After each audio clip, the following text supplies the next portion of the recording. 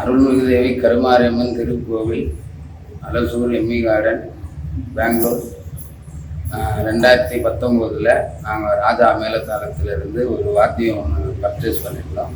அது இத்தனை நாள் வரைக்கும் நல்லபடியாக உதவின்னு வருது, நல்லா சத்தம் வருது, நல்லா இருக்குது.